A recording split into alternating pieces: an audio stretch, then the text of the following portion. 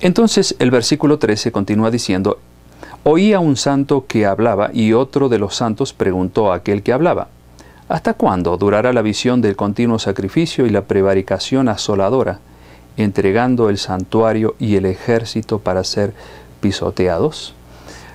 Ustedes se podrán preguntar, ¿qué representan estas cosas? ¿Qué es lo que quiere decir Daniel con estas palabras? Bueno, podríamos adelantar algunos aspectos. Cuando dice aquí, ¿hasta cuándo? O sea, Daniel se pregunta, ¿hasta cuándo este poder apóstata va a tener dominio sobre la tierra? ¿Hasta cuándo continuará atentando contra el sacrificio de Cristo? Es eso lo que quiere decir. ¿Y hasta cuándo continuará persiguiendo a los hijos de Dios? Y entonces el ángel que lo acompañaba a Daniel en la visión le dijo: hasta 2300 tardes y mañanas, luego el santuario será purificado. Y sabemos que una mañana, o una tarde y una mañana, es un día, y como está hablando aquí en lenguaje profético, estos son días proféticos, por lo tanto no se deben considerar como días de 24 horas, sino como años. Aquí estamos entonces ante una profecía que abarcaría 2300 años de tiempo.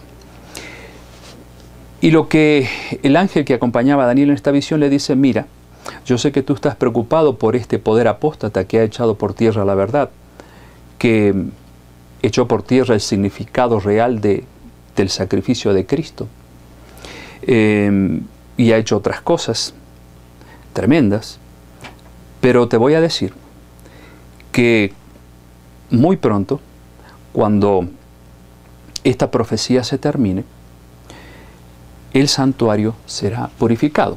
Y quienes han visto el tema anterior, y les recomiendo a los que no han visto el tema anterior que no entren a analizar este tema conmigo ahora, porque les va a costar entender bastante. Si no han visto el anterior, pues vean el anterior primero, para que entonces tengan mayor luz para entender lo que estamos estudiando ahora.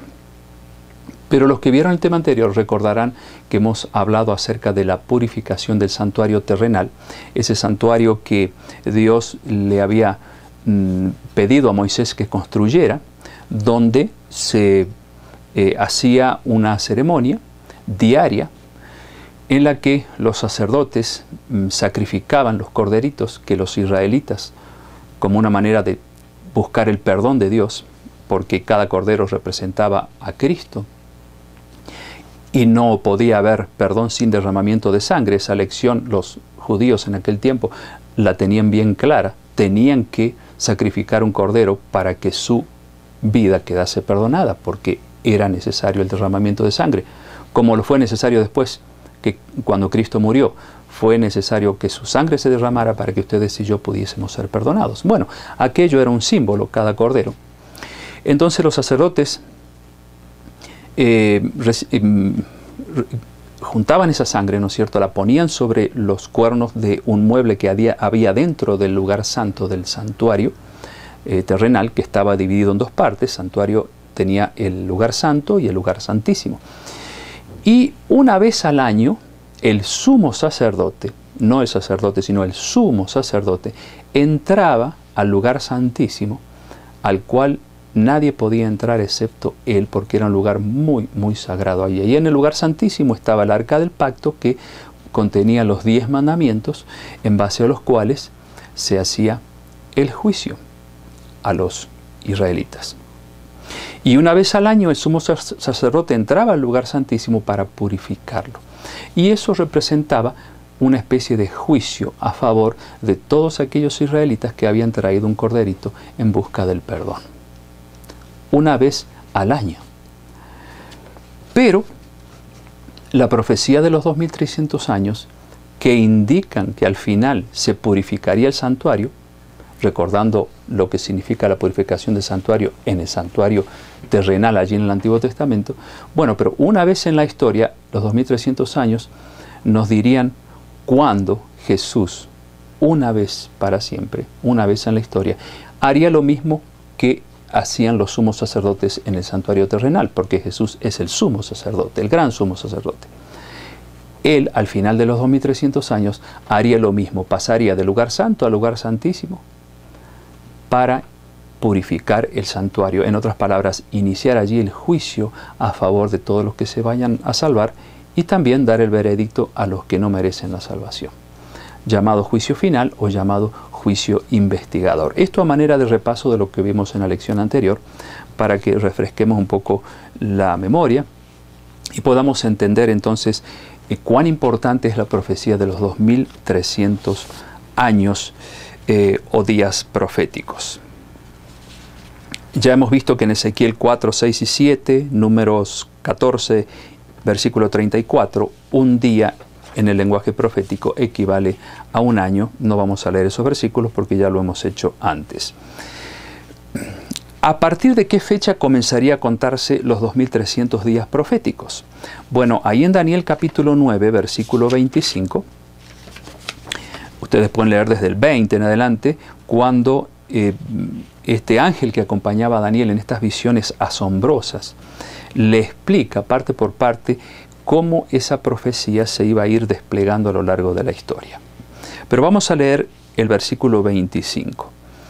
¿Desde qué fecha comenzarían a contarse los 2300 días proféticos? Versículo 25. Sabe pues y entiende que desde la salida de la orden para restaurar y edificar a Jerusalén hasta el Mesías príncipe, o sea, hasta la venida de Jesús, la primera, habrá 7 semanas y 62 semanas se volverá a edificar la plaza y el muro en tiempos angustiosos. En otras palabras, amigos, lo que está queriendo decir aquí el ángel al profeta Daniel es que los 2300 años comenzarían con lo que ustedes pueden encontrar en el libro de Esdras, capítulo 7, cuando se habla de un decreto, el decreto del rey Artajerjes, un decreto de reconstrucción, como dice el versículo 25, de la ciudad de Jerusalén, que más de una vez era destruida por la invasión de los paganos. Y la fecha en que se reconstruyeron los muros de Jerusalén fue en el año 457 a.C. Es decir, que tenemos que pensar en este año como el inicio de los 2300 días o años proféticos. 457 a.C., cuando el rey Artajerjes dio el decreto de reconstrucción de Jerusalén.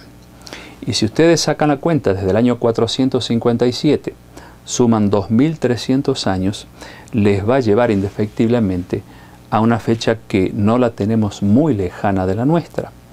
Han pasado ya 166 años y es el año 1844. Ahora, ¿cómo podemos comprobar históricamente que el sello de garantía de los 2300 días se cumplió? Hay un sello de garantía, amigos, que tiene que ver con las primeras 70 semanas de la profecía. Y estamos hablando en lenguaje profético. Porque la profecía de los 2300 años se divide en dos partes. 70 semanas primero y 1800 años después. Esas 70 semanas equivalen, sacando la cuenta desde el punto de vista profético, equivalen a 490 años.